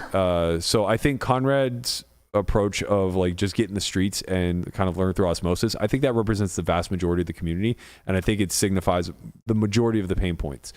I think that for myself, the way that I learned the game, having no real resources or tools available, is kind of reflective to what you're saying. Like people who are a little bit more predisposed to having some sort of aptitude to this game, they're not going to try to learn necessarily through osmosis. That will be a part of it, but they're going to naturally just be thinkers. Right. They're going to rely on instinct. They're going to rely on instinct, and they're going to have a certain philosophy to the game that they're going to kind of like pick apart. Right. They test their own hypotheses. Phases. Correct. Where they say, okay, I think a big bet here makes sense. Right. Let me try to do big bets when I think the spot makes sense and see how the opponents react without even looking at a solve. Right. So it's weird that I bucketed this in like kinesthetic learning, but I don't even necessarily know that that's fairly accurate, because really the kinesthetic aspect or the play aspect is just curating data, right? So it's more of like the testing ground. You just get reps in. Right. So I actually may have been a bit of a combination of like all learning styles where, it all kind of comes to a confluence of just me alone with my thoughts, trying to compartmentalize how all this stuff plays out. But largely speaking, my entire goal from 2003 until, maybe late 2017, whenever I started doing a little bit more theory work, was to reverse engineer the game through common plays that I would witness, right? So from the collective, like from your peers? Yeah. And honestly, like for what it's worth, this approach is still applicable, and it's largely done whenever we're looking at like online data pools, right? When you were studying for Heads Up, I was like tickled to see the way that they categorically would separate your study, and they'd be like, okay, we're going to look at like single raise pot triple barrels. We're going to look at like single raise pot turn probes, right? And the thing is that you actually had tangible data for all these points. We had scripts already ran. Right, where all I was operating off of was observational data, which is going to be heavily biased. And your brain, where it's like, oh, I think this hand shouldn't triple. I think it should. Right. I think this hand should double barrel. I think it should. Right, so to your point, intuition. But I'm training my intuition. It's going to be a hell of a lot more dialed in than, no offense, but somebody like Conrad, who's just kind of sitting there watching, observing, and saying like, we're talking about Conrad of like 5 years ago. Relax, bro. Well, I'm talking about me of 15 years ago. What's your point? The idea here is that a bad plan is better than no plan. Right. So if we're talking about my methodology as I was coming up, what it drastically lacked, and why like once theory and more tools became available, made it abundantly clear that we were falling behind. Yeah, once the answers came out. Not even the answers, but like let's call it a little bit more precision. Once precision became a bigger part of No Limit Hold'em, what ended up happening is you recognize that as far as like abiding by the scientific method, this reverse engineering style of learning that I was trying to execute drastically lacks the experimental phase, i.e. running sims, and the analyzation of data, right? Because both of these things are only happening at a cursory level. So the actual testing phase for me was just playing, sitting at home with my thoughts, coming up with a sort of like strategy. And I've talked about this in the past, like DJAF was like one of the most difficult for me to play with in like 2009, 2010. He just put he played all the hands, and he put all the pressure, monetarily speaking, on that middle of range. Right. So I had to sit around and dissect and determine like how to come up with a counter strategy. And I landed on protecting ranges, even though I didn't know what that was at the time. Right. But like I would flat jacks from the small blind versus his under the gun one open instead of just pure 3-betting it. And now all of a sudden I had a quote unquote under-repped hand post that allowed me to bluff catch easier. What I found was like when you have an overpair post flop, it's a hell of a lot easier to check call 3 than it is whenever you're staring at like second pair or top pair bad kicker, right? And now all of a sudden you check call 3 with an overpair, and he does show up with this nothing ball, and you're like, oh, look at the wool that's been pulled over my eyes all this time, because I've been calling with weak hands and then folding weak hands after the flop to a ton of pressure. Right. The best thing that someone can ask for is playing against somebody that will check call, check fold. Yes. Because they'll just never have any sort of idea of what you're doing. You play bigger pots, and you never have to show your hand. Right. So though this methodology kind of lacks when it comes to the scientific method and coming up with any real concrete theories or executable strategies, it did give cursory guidelines, let's say, There were a lot of things that we were able to generalize throughout that 15-year period that did prove to be true. You gave yourself rules. Yeah, thresholds more so, right? So it's like there were these thresholds where it's like we can aggress so much, but if they push back, almost no matter what, if we don't fall into the absolute nutted portion of our range, we fold. Right? And that's a pretty reasonable golden rule to live by even now. Still works today. Right, because people are just understudied, right? We would create thresholds whenever it was like, how many big blinds are we willing to put in with jacks pre-flop as opposed to kings? And it's like, well, kings I might stack off up to like 500 blinds, but like jacks maybe only like 125. You know, like that big of a difference because the error rate that took place based off of what you've observed. That doesn't mean there's any level of accuracy, but it did give us like a cursory boundaries of like how a strategy starts to move. And more importantly, it gave us a why, right? The how may not have been very good, like the actual execution of it, but the underpinning heuristics were starting to develop. Right. That's why having a friend group or peer group that you talked hands with, I'm sure must have been paramount to overall success, especially if you had somebody with talent, where if somebody in the group didn't understand, they would just ask why. Right. And that is enough for someone to then have to think about their strategy. Right. That was the actual, so now taking, if once you land on a concept, now you run it back through the rigor of the scientific method. That was now the testing phase. Like, does this pass the sniff test of my peers? And when the answer is no, it's like, okay, well, am I wrong? Or am I just a bit contrarian? And maybe they're overlooking something that could be true. And, you know, it was a mix. Like sometimes you're right being contrarian and sometimes like you're dead wrong and like the group think is correct. Yeah. But the edge that was derived off of all of this by being so in tune to your environment and like kind of collecting data through observation is you get really fucking good at the meta game and at the psychological edge that's available within the live realm. Right. So you just get very, very sensitive to how human beings will skew their range a certain way based off of how they carry themselves, off of the words that they say, off of an action that they took, a sizing that they choose. Even to this day, one of the things that I feel like I'm most critically good at is identifying a size that is non-native to a well put together strategy and being able to immediately bucket it with the range of hands that wants to choose that size. Yeah. Like I'm able to get into the mind of somebody who's trying to freestyle in real time. Right. It's like, oh, well, you chose 40% there because it's a hedge, and the hands that hedge fall squarely in the middle of this board texture. So like this river is very good for you, or this river is very bad for you. Now you get to start making really heavily exploitative decisions. Right. I see this a lot too in the online realm, just because not everybody's perfect, thankfully. Like the lower stakes you play, the more mistakes will be made from a theoretical sense. Where if you're studied and know what sizes work, right? What sizes work for you and work for your range. When you see something that's out of pocket, so to speak, you're like, whoa, this bet size for 75% pot on King 3-3 isn't actually a very good hand because the theory is to go small. Yeah. So now like people actually cap their ranges by going bigger than by choosing the correct size where they have hands that aren't nuts anymore. Right. Right. And they're trying to hedge. And now you can make deviations that will give you way more win rate if you know somebody's at bottom or weak or like middle of range that can't withstand multiple streets of aggression. Right. So that kind of brings us now full circle to if you were to start again today, if you were in the position of a lot of the people who are watching this pod, how would you approach learning this game in an efficient way without being overwhelmed, without being the newbie in the gym looking around saying this is just too much? I would join a CFP that I trusted, honestly. I would just get guidance instantly. Yeah. And from there, put in reps, put in all the work you can do, get fluent with Pio to the best of your ability. And if you want to start with Wizard, by all means, right? If you want to start with the database of solves, start there, gain your strategy, gain your baseline. And then when you need to get better for nuance in relation to the stakes that you're playing, then you start to specialize and start getting into Pio and becoming Pio fluent.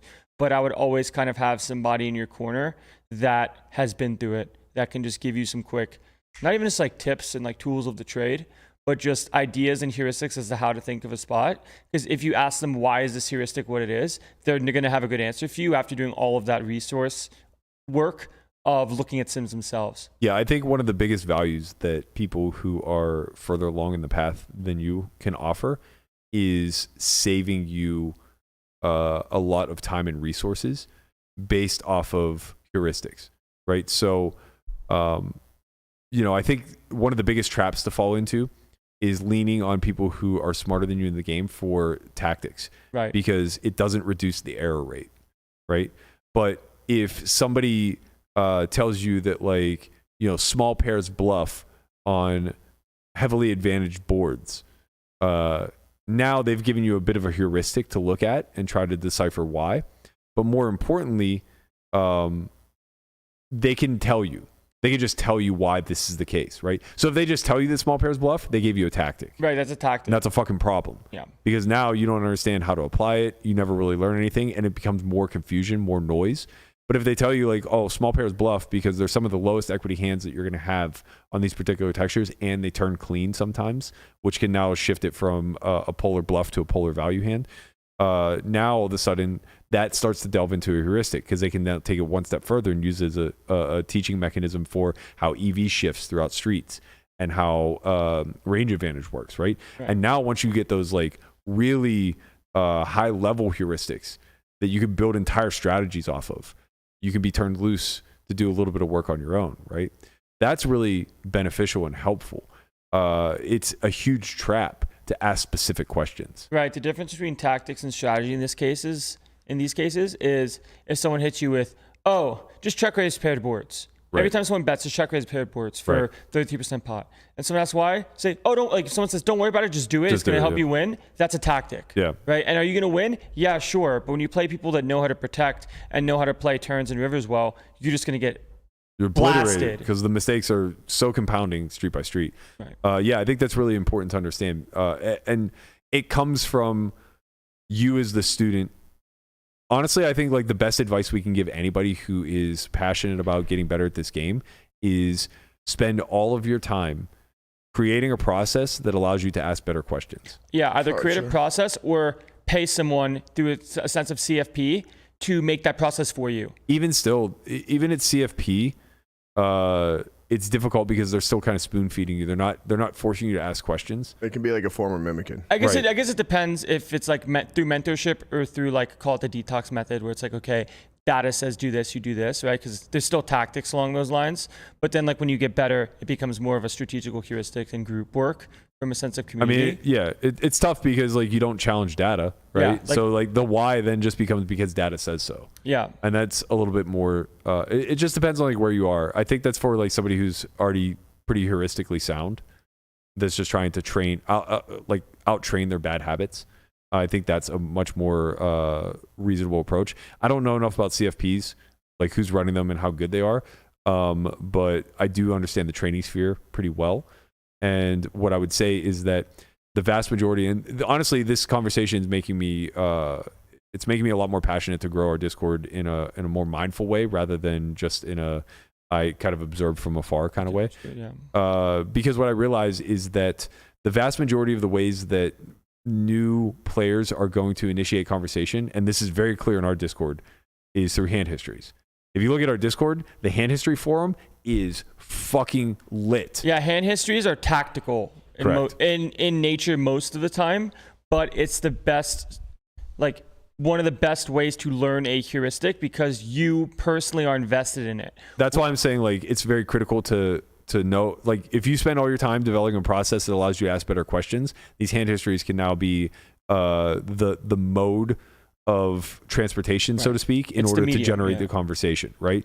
Because what you really want to say is, like, hey, here's this spot, what do you guys think? And then players that are better than you start to give feedback, and you ask then as a follow-up, what is the heuristic then behind that thought process that you just gave me? Right. Because that's all you care about. You don't care about the tactic. Yeah, because in elite company, right, everyone talks in hand histories as is because they have the idea of an overarching baseline, and they think, oh, what do you think about this deviation from a strategy? Or what do you think the overall global strategy is here? It's not necessarily about how do I play this hand for the max. It's about does check raising this hand make sense? Is it viable? And if you don't have the quote unquote other people or mentorship or peer group to review it for you and give you feedback, you look to the machine, because the machine will show you, if you run like the sim for the spot, what it looks like from a theoretical sense of, okay, this hand, and these combos raise, why? And if you can figure out why for yourself, that will now lead you to a heuristic of like, oh, high card with 3 to a straight with low card unblocker likes to go for check raise. Right. And then you see that happen over and over again. You realize, oh, this is a recurring strategy, which must make it a heuristic and not just a tactic. Yeah. Yeah. And I think that like what you pointed to as far as like going back now to the solve and trying to discover these patterns, I think that's very difficult. I think that's like step 4 or 5 as far as like the learning process goes. And I think one of the big problems with speaking with peers through the methodology of hand histories is that they, if they're knowledgeable, answer you the same way as sim would. So if you actually do challenge them and say, what's the heuristic behind that? You're going to find a lot of them will say, it's just what the machine does. Right. If someone says the machine says so without giving an answer beforehand, you're looking at a tactic. Some of the better players in our Discord I've seen constantly just defer back to saying like, this is just what happens, right? And there isn't any greater explanation there. And I'm not trying to throw shade at anybody there. Yeah, don't call out Mr. Sushi from Discord. It's not. I mean, Sushi's definitely guilty of it in some instances, but he knows why. It's just oftentimes I think what it is that they feel so time pressed or short that they don't want to go into the deeper explanation because it's easy to forget where you came from, right? It's easy to forget that you started at a certain level too, and it's also very easy to default to the fact that if you're willing to have a public discourse with someone, that you assume that they're your peer and not somebody who is many stages behind you in learning, right?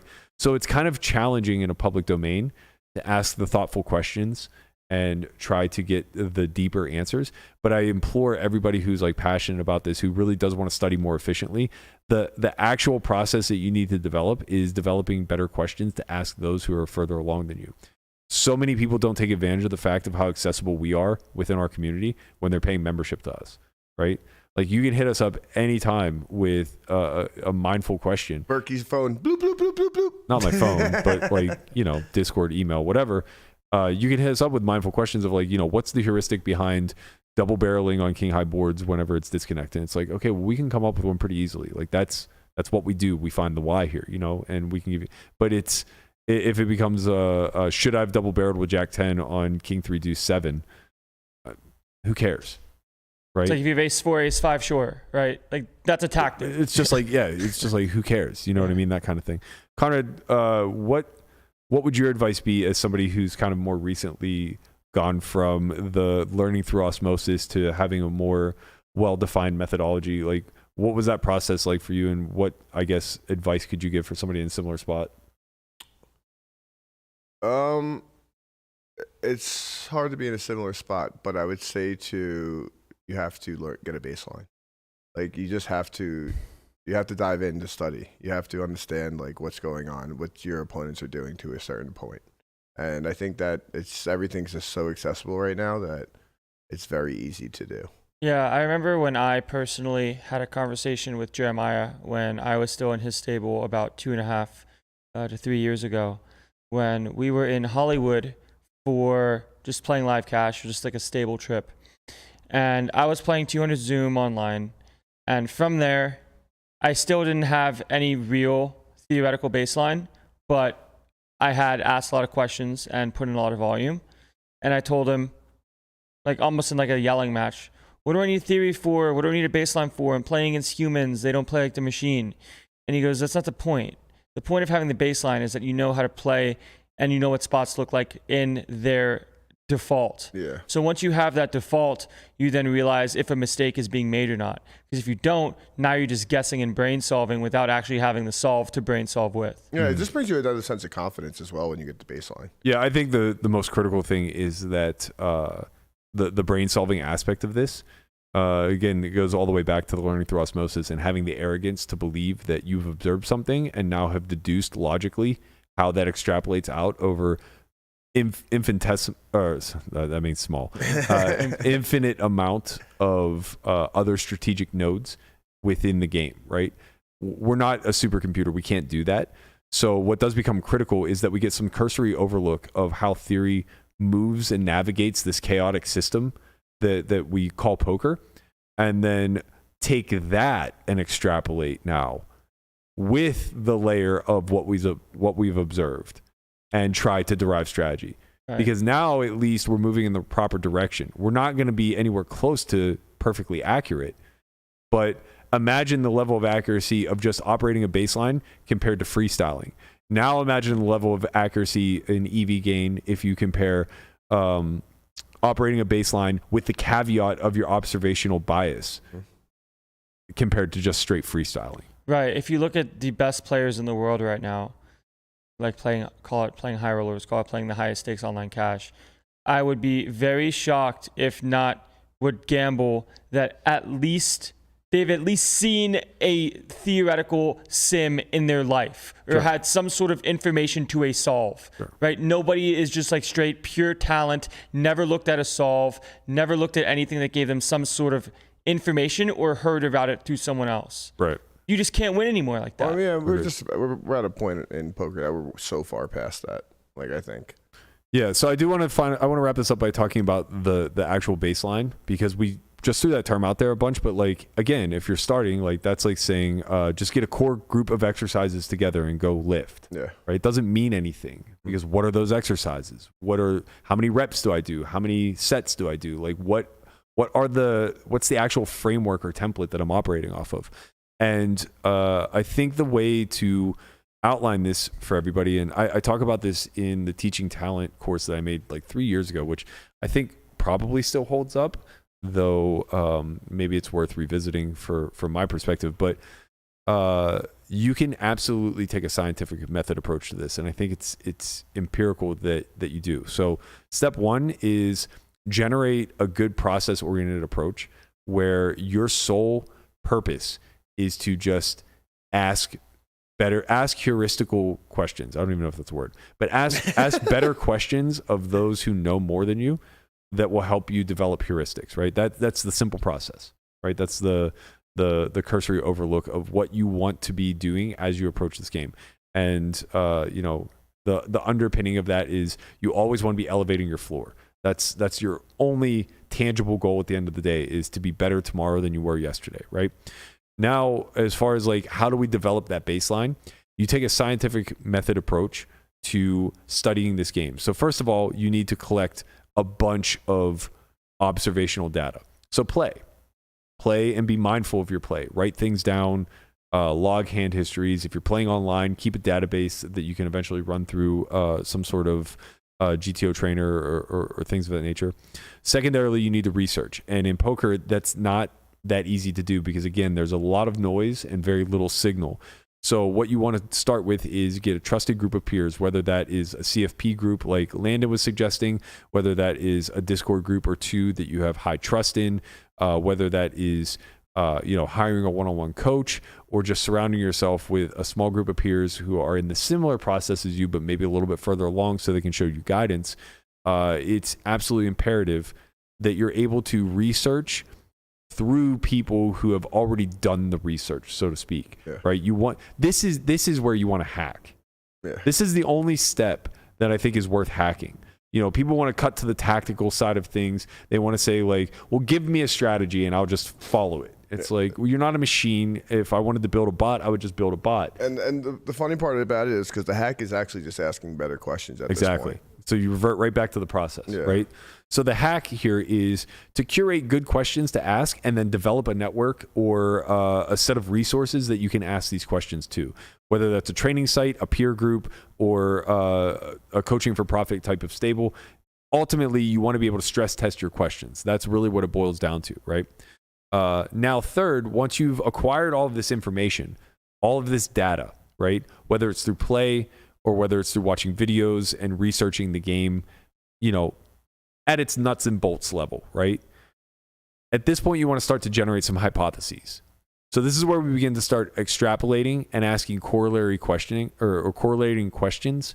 And, you could take a spot, right? So for instance, let's say you do a little bit of research and you come across this concept that you can donk as the preflop caller on an 8 high connected board texture, right?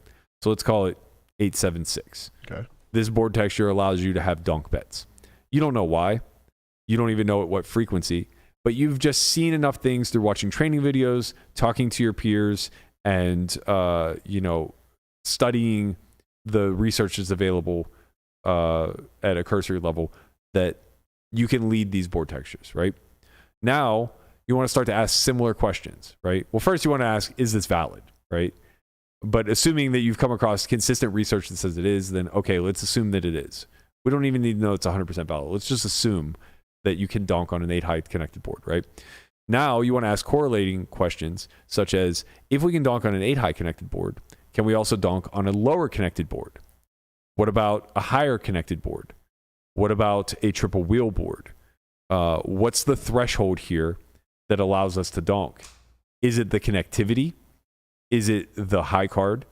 And where does that stop being the case? So in other words, is 10-9-8 the same as 8-7-6? Is 8-7-6 the same as 5-4-3, right? At what point does this stop being the case? What if they're all one gapped? Is 8-6-4 the same as or similar to 8-7-6, right? Where do these thresholds lie? And you can test this now, which is the next step, right? So now you run a bunch of sims, or you find somebody to run a bunch of sims, or you get a database of already pre-ran sims with aggregate reports, and you compare and you contrast, and you say, how consistent is this hypothesis that I have? How often does it actually come to fruition? And then you come to some conclusions as you reach step 5 and begin to analyze the data.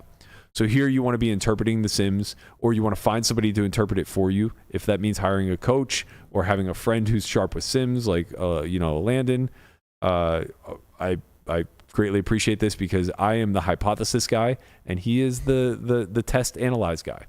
I'm a fly on the wall. Actually, I can get to the I can analyze pretty well. I don't enjoy running the sims. Right? Just show me the fucking data and let me look at it. I don't want to wait.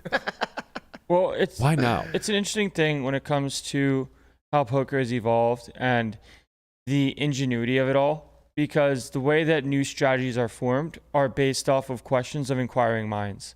And what I mean by that is if somebody runs a spot and the entire industry standard, so to speak, is you range check out of position because you're like a limp call in a blind versus blind node.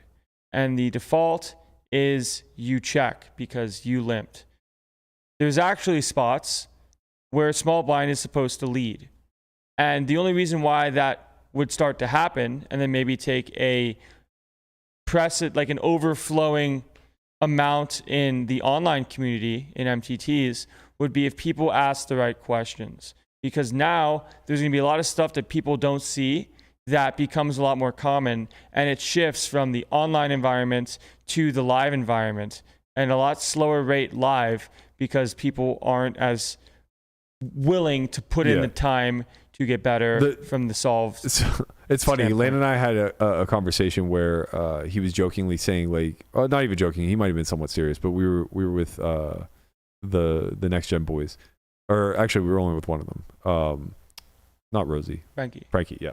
So we were with Frankie, and he was talking about the reels that they do and how like dumbed down they are. And Landon's like, I'm gonna start vlogging. I was like, bro, you can't dumb it down enough. You just can't.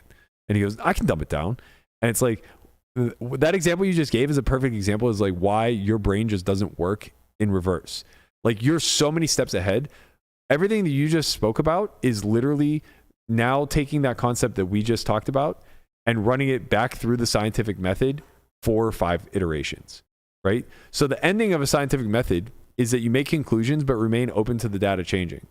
And what you ultimately then do is you take that now stress tested concept that you want to start to employ as a strategy and you run it back through. So now you observe again with this notion in mind of like, oh, we get to donk on these groupings of textures that I've come up with, right? This subset of boards. We actually get to lead at some frequency, right?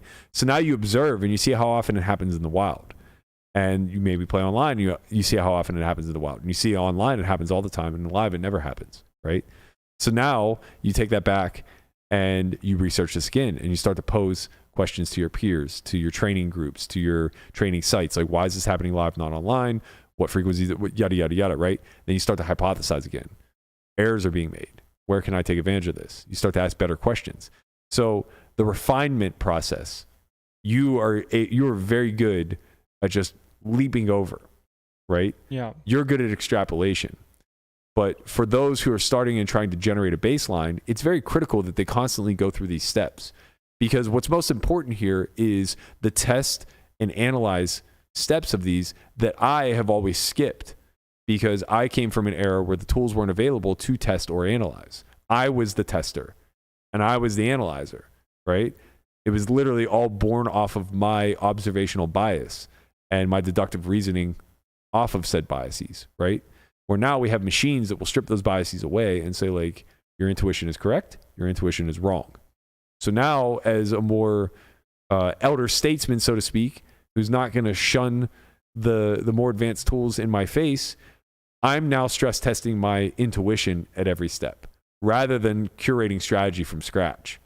So I often fall into pretty natural strategic adjustments that are intuitive to me. I'm a contrarian by nature, so sometimes I come across like some contrarian, intuitive strategy adjustments that maybe don't make sense to the pool, but I'm able to test them, and we can see, like in solver land, sometimes these work, sometimes they don't, right? That's all great. So far beyond what we're trying to speak to, though, right? Everybody who's watching this episode that's really trying to get more refined at how to study, what they're ultimately trying to do is figure out better methodologies to prune down the resources and tools that they use in their favor and sharpen the actual heuristics that they're trying to develop. Yeah. The issue when you come from a how-to approach is to now go from a how-to to a why. Because when you look at the how-tos and say, okay, how do I get better at poker? How do I go from being a 1-2 player to playing 2-5? Well, you do that by asking questions, and you do that by putting in effort, where now you can't just play I'm going to play as many hands as possible and see what works and then hopefully find the right answer. Correct. Because that's why I for myself, but I've played millions of hands, and I've, I guess, scaled stakes pretty quickly. And there's been people that have been playing for 10 times longer than I have and are still playing the same thing. Because some things won't work or adjust if you're stuck in the ways of, oh, this is how it works and this is how it's always going to be. Correct. Yeah.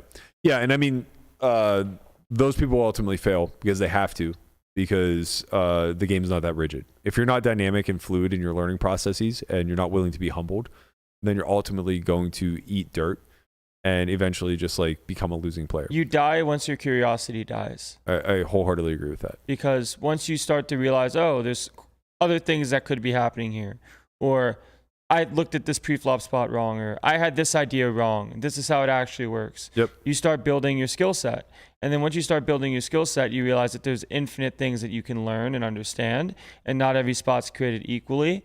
And learning a new heuristic is always like such a light bulb moment for anyone that wants to become elite, because now you put more pieces to a puzzle that can never be fully solved together. Correct. So it's just about who wants to put the most pieces together by putting in the most time and energy. I think that really nails it. And I think most importantly, what it demonstrates is that it's not as simple as just being a kid who traps himself in a basement with a solver and tries to literally just get the entire playbook. That'll work for some, but it's short-lived. If you want to actually be able to develop a deeper understanding of this game, which I swear to you will carry you forward in so many other realms in life, where the EV is so much greater than what you can ever earn in this industry. Understanding the true underlying theory of poker, the heuristics, and the way to properly think and problem solve according to those metrics will absolutely carry you forward in anything else that you choose to do in life. And that is truly what the ultimate win is in studying this game, in my opinion. Coming into this with a how-to approach and just saying, I'm actually going to run 100,000 solves, and I'm going to learn 100,000 spots, and I'm going to be unbeatable in the near term because of that will do nothing but burn you out and leave you wondering why you ever did this, unless it was just about the money. Right. You'll money grab short term, but you'll burn out and you won't be able to last because there's no reason to ever develop the why. It's effectively the equivalent of just scripting a bot, Yeah. There's just so much to be said for finding an industry or career or not even hobby where you can put a process-oriented thinking type of progression into effect. Because once you find a vehicle for that, you realize that it's transferable anywhere. Yeah. Because some people don't find it through poker, they find it through the gym, or they find it through sports, or they find it through communication, right? Where you just try a bunch of different things and you realize, oh, there's a lot more to be learned here than I thought. How do I go about capturing as much as I can with the utmost humility and respect for the game as possible? Totally agree. I'm going to wrap it there. I'll leave you guys with some quick recommendations as far as resources go moving forward. Obviously, I think that, we're working really hard to bring you guys the entry-level content that you need at self4y.io, so be sure to check that out. But in a general sense, get yourself a set of pre-flop charts that you feel confident in. We have a few on our site on the Range Explorer, but there are many, many, many on the market, and the differences between them are not going to be so great that it's going to matter. Just get yourself a set that you can at least practice with and utilize it in your study. Secondarily, get yourself a peer group of some sort and or a coach / mentor. You need somebody to bounce these questions off of that can possibly spare you some time and resource by giving you certain heuristics. Probably should have said this first, but obviously, it's very critical to have a high degree of curiosity and understand that your absolute job is to refine your questions. So get to a point where you are asking better questions and get out of the how-to mindset, so to speak, as Landon put it. And then finally, once you're ready for it, graduate yourself into some sort of GTO trainer, whether that is some sort of software that already has a pre-solved database, or it is just an open solver such as Pio. Get yourself to a point where you can begin to test and experiment yourself as far as like these concepts that you're running through as you're constructing your strategy. Lastly, just check in with yourself. Build out these heuristics in written form. It's very critical for you to be able to, at some point in time, actually be able to verbalize what your baseline strategy is and how you are currently applying the tangible execution aspect of it, right? The measurables, if you will.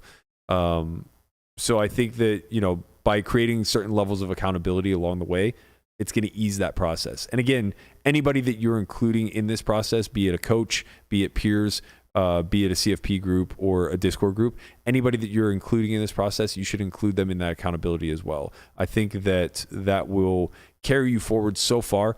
And again, I'm coming from the training mindset of just, trying to get bigger, stronger, and in better shape. Having an accountability partner there to spot you, to ensure that you don't miss that last rep, to make sure that you are increasing your weight week over week, all of these little things, right, to challenge you. It's imperative. And as I've aged out of it, having become more refined in my own process and not being a young man who's surrounded by a sports team or a close group of friends with a similar objective in mind, I look back on those years and understand that that was my baseline, and without it, I would never ever be in a position to be self-sustaining now. So can't emphasize community enough. I think it is imperative if you guys ever want to be competent at this game. On that note, thank you guys so much for tuning in. As always, we will be here for the rest of the week. We'll be at normal time tomorrow and Thursday. I believe we're actually going to be taking Friday off this week. Conrad is going to be heading to Florida, and we have a few other things in the works as far as getting content out and playing some local events. So only 4 days this week, but the 200th episode is going to be out on Thursday, so be sure to stay tuned for that. We're going to have something special for you guys. Again, I hope you enjoyed this Strat Chat Tuesdays. If you guys have anything to include, be sure to join us on our Discord channel. You can find that link in the description below, or leave a comment. We always appreciate any comments, and I'll be happy to answer any questions you guys may have. Thank you for tuning in. I know this was a long one. I hope it was valuable. We'll see you guys tomorrow.